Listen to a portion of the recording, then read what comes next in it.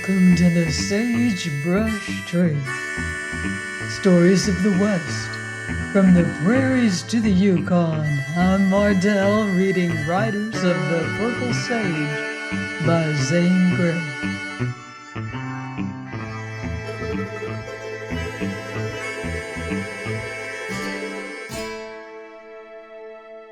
Chapter 7.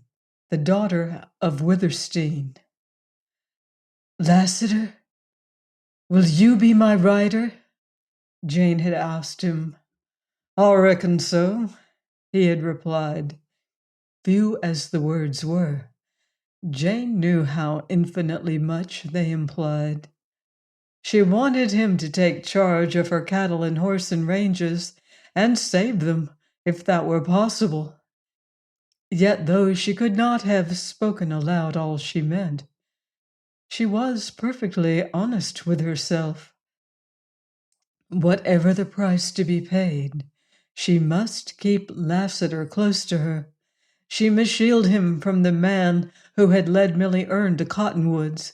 In her fear, she so controlled her mind that she did not whisper this Mormon's name to her own soul. She did not even think it. Besides, beyond this thing she regarded as a sacred obligation thrust upon her, was the need of a helper, of a friend, of a champion in this critical time. If she could rule this gunman, as Venters had called him, if she could even keep him from shedding blood, what strategy to play his flame and his presence against the game of oppression her churchmen were waging against her? Never would she forget the effect on Tull and his men when Venters shouted Lassiter's name. If she could not wholly control Lassiter, then what she could do might put off the fatal day. One of her safe racers was a dark bay, and she called him Bells because of the way he struck his iron shoes on the stones. When Jerd let out this slender, beautifully built horse, Lassiter suddenly became all eyes. A rider's love of a thoroughbred shone in them. Round and round Bells he walked, plainly weakening all the time in his determination not to take one of Jane's favorite racers. Lassiter, you're half horse, and Bells sees it already, said Jane, laughing. Look at his eyes. He likes you. He'll love you, too. How can you resist him? Oh, Lassiter, but Bells can run. It's nip and tuck between him and Wrangle. Only Black Star can beat him. He's too spirited a horse for a woman. Take him, he's yours.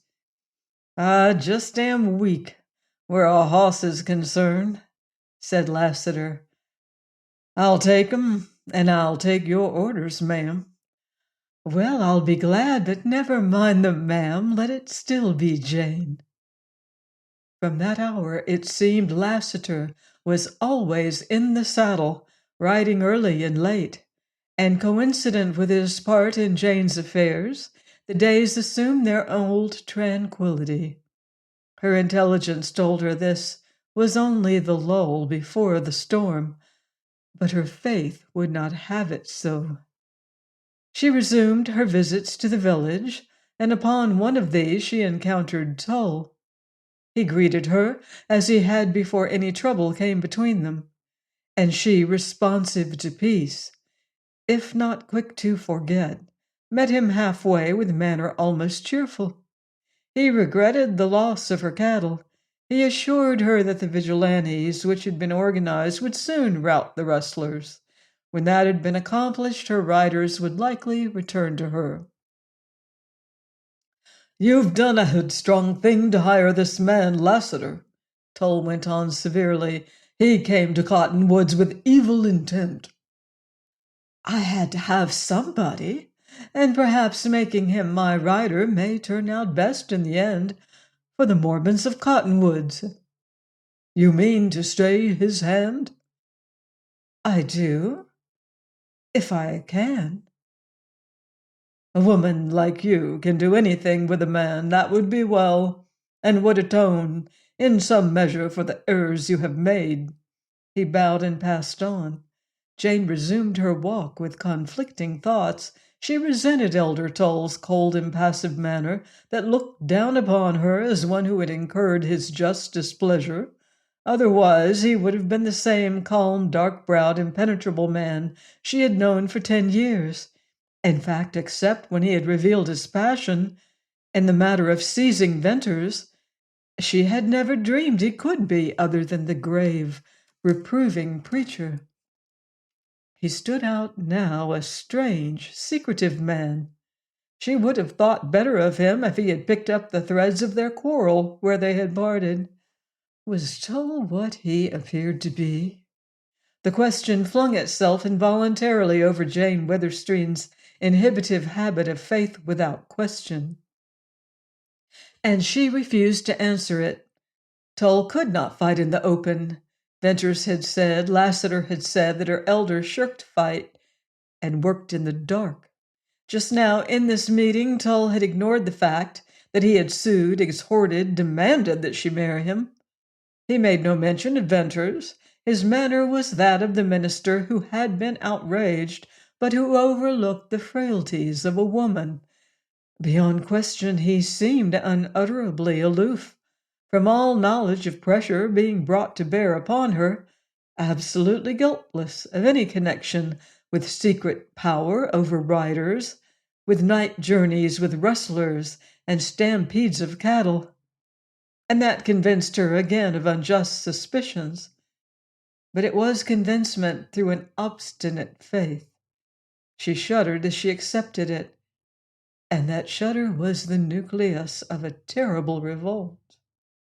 Jane turned into one of the wide lanes leading from the main street and entered a huge shady yard. Here were sweet-smelling clover, alfalfa, flowers, and vegetables, all growing in happy confusion.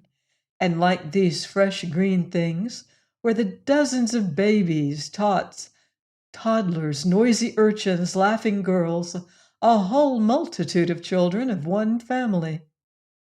For Collier Brant, the father of all this numerous progeny, was a Mormon with 4 wives. The big house where they lived was old, solid, picturesque, the lower part built of logs, the upper of rough clapboards, with vines growing up the outside stone chimneys. There were many wooden shuttered windows, and one pretentious window of glass, proudly curtained in white. As this house had 4 mistresses, it likewise had 4 separate sections, not one of which communicated with another, and all had to be entered from the outside. In the shade of a wide, low, vine-roofed porch, Jane found Brant's wives entertaining Bishop Dwyer. They were motherly women of comparatively similar ages and plain-featured, and just at this moment anything but grave. The bishop was rather tall, of stout build, with iron gray hair and beard and eyes of light blue. They were merry now, but Jane had seen them when they were not, and then she feared him as she had feared her father. The women flocked around her in welcome. "Daughter of Withersteen," said the bishop gaily as he took her hand, "you have not been prodigal of your gracious self of late. A Sabbath without you at service? I shall reprove Elder Tull." "Bishop, the guilt is mine. I'll come to you and confess," Jane replied lightly, but she felt the undercurrent of her words. "Mormon love-making!" exclaimed the bishop, rubbing his hands. "Tull keeps you all to himself." "No, he is not courting me." "What? The laggard! If he does not make haste, I'll go a-courting myself up to Withersteen House." There was laughter and further bantering by the bishop, and then mild talk of village affairs, after which he took his leave, and Jane was left with her friend Mary Brant. "Jane, you're not yourself. Are you sad about the rustling of the cattle? But you have so many, you are so rich." Then Jane confided in her, telling much, yet holding back her doubts of fear. "Oh, why don't you marry, Tull, and be one of us?" "But, Mary, I don't love Tull, said Jane stubbornly. I don't blame you for that. But Jane Withersteen, you've got to choose between the love of man and love of God. Often we Mormon women have to do that. It's not easy. The kind of happiness you want, I wanted once. I never got it. Nor will you unless you throw away your soul. We've all watched your affair with Venters in fear and trembling. Some dreadful thing will come of it. You don't want him hanged or shot, or treated worse as that Gentile boy was treated in Glaze for fooling around a Mormon woman. Marry Tull. It's your duty as a Mormon. You'll feel no rapture as his wife. But think of heaven.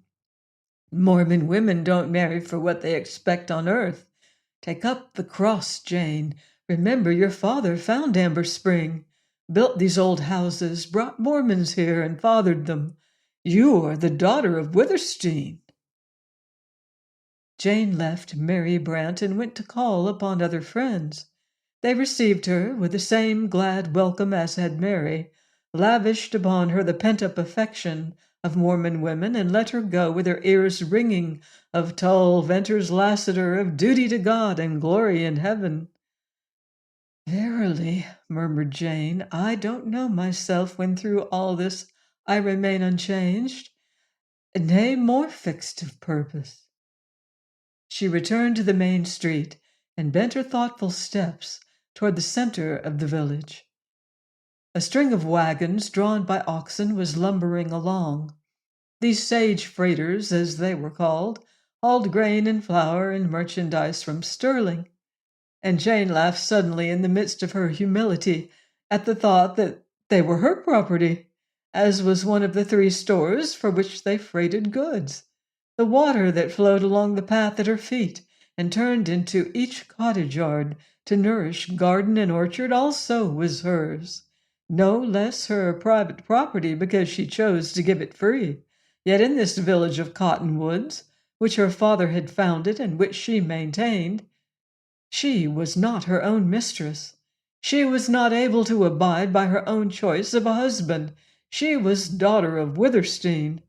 Suppose she proved it imperiously. But she quelled that proud temptation at its birth. Nothing could have replaced the affection which the village people had for her. No power could have made her happy as the pleasure her presence gave. As she went on down the street, past the stores, with their rude platform entrances, and the saloons where tired horses stood with bridles dragging, she was again assured of what was the bread of wine and life to her, that she was loved. Dirty boys playing in the ditch, clerks, teamsters, riders, loungers on the corners, ranchers on dusty horses, little girls running errands, and women hurrying to the stores, all looked up at her coming with glad eyes. Jane's various calls and wandering steps at length led her to the Gentile quarter of the village. This was at the extreme southern end, and here some 30 Gentile families lived in huts and shacks and log cabins and several dilapidated cottages. The fortunes of these inhabitants of cottonwoods could be read in their abodes. Water they had in abundance, and therefore grass and fruit trees and patches of alfalfa and vegetable gardens. Some of the men and boys had a few stray cattle. Others obtained such intermittent employment as the Mormons reluctantly tendered them. But none of the families was prosperous. Many were very poor, and some lived only by Jane Withersteen's beneficence. As it made Jane happy to go among her own people, so it saddened her to come in contact with these Gentiles. Yet that was not because she was unwelcome. Here she was gratefully received by the women, passionately by the children, but poverty and idleness, with their attendant wretchedness and sorrow, always hurt her. That she could not alleviate this distress more now than ever before proved the adage that it was an ill wind that blew nobody good. While her Mormon riders were in her employ, she had found a few Gentiles who would stay with her, and now she was able to find employment for all the men and boys. No little shock was it to have man after man tell her that he dared not accept her kind offer. "It won't do," said one Carson, an intelligent man who had seen better days. "We've had our warning. Plain and to the point. Now there's Judkins. He packs guns and he can use them, and so can the daredevil boys he's hired. But they've little responsibility. Can we risk having our homes burned in our absence?" Jane felt the stretching and chilling of the skin of her face as the blood left it. "Carson, you and the others rent these houses?" she asked. "You ought to know, Miss Withersteen. Some of them are yours." "I know. Carson, I never in my life took a day's labor for rent, or a yearling calf, or a bunch of grass, let alone gold." "Bivens, your storekeeper, sees to that." "Look here, Carson," went on Jane hurriedly, and now her cheeks were burning. "You and Black and Willett pack your goods and move your families up to my cabins in the grove. They're far more comfortable than these. Then go to work for me, and if aught happens to you there, I'll give you money. Gold enough to leave Utah." The man choked and stammered, and then, as tears welled into his eyes, he found the use of his tongue and cursed. No gentle speech could ever have equaled that curse, an eloquent expression of what he felt for Jane Withersteen. How strangely his look and tone reminded her of Lassiter. "No, it won't do," he said when he had somewhat recovered himself. "Miss Withersteen, there are things that you don't know, and there's not a soul among us who can tell you." "I seem to be learning many things, Carson." "Well, then, will you let me aid you, say till better times?" "Yes, I will," he replied with his face lighting up. "I see what it means to you, and you know what it means to me. Thank you.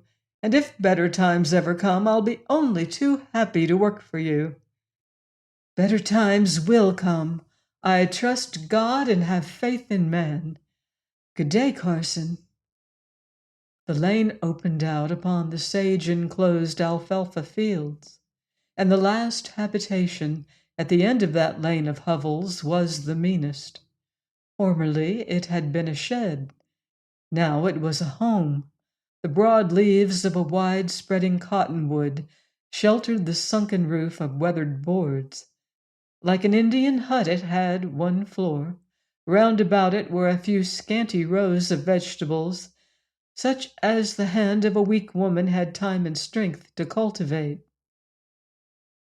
This little dwelling place was just outside the village limits, and the widow who lived there had to carry her water from the nearest irrigation ditch. As Jane Withersteen entered the unfenced yard, a child saw her, shrieked with joy, and came tearing toward her with curls flying. This child was a little girl of 4, called Fay. Her name suited her, for she was an elf, a sprite, a creature so fairy-like and beautiful that she seemed unearthly. "Muvver sending for oo," cried Fay as Jane kissed her, "and you never come." "I didn't know, Fay, but I've come now." Fay was a child of outdoors, of the garden and ditch and field, and she was dirty and ragged, but rags and dirt did not hide her beauty. The one thin little bedraggled garment she wore half covered her fine, slim body. Red as cherries were her cheeks and lips. Her eyes were violet blue, and the crown of her childish loveliness was the curling golden hair. All the children of Cottonwoods were Jane Withersteen's friends. She loved them all, but Fay was dearest to her. Fay had few playmates, for among the Gentile children there were none near her age, and the Mormon children were forbidden to play with her. So she was a shy, wild, lonely child. "Muvver's sick," said Fay, leading Jane toward the door of the hut. Jane went in. There was only one room, rather dark and bare, but it was clean and neat. A woman lay upon a bed. "Mrs. Larkin, how are you?" asked Jane anxiously. "I've been pretty bad for a week, but I'm better now."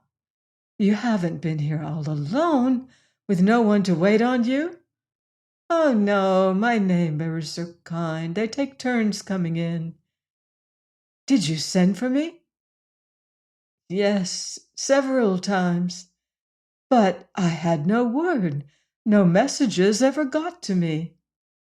"I sent the boys, and they left word with your women that I was ill, and would you please come?" A sudden, deadly sickness seized Jane. She fought the weakness as she fought to be above suspicious thoughts, and it passed, leaving her conscious of her utter impotence. That too passed as her spirit rebounded. But she had again caught a glimpse of dark, underhand domination, running its secret lines this time into her own household. Like a spider in the blackness of night, an unseen hand had begun to run these dark lines, to turn and twist them about her life, to plait and weave a web. Jane Withersteen knew it now, and in the realization, further coolness and sureness came to her, and the fighting courage of her ancestors. "Mrs. Larkin, you're better, and I'm so glad," said Jane. "But may I not do something for you? A turn at nursing, or send you things, or take care of Fay? You're so good. Since my husband's been gone, what would have become of Fay and me but for you? It was about Fay that I wanted to speak to you.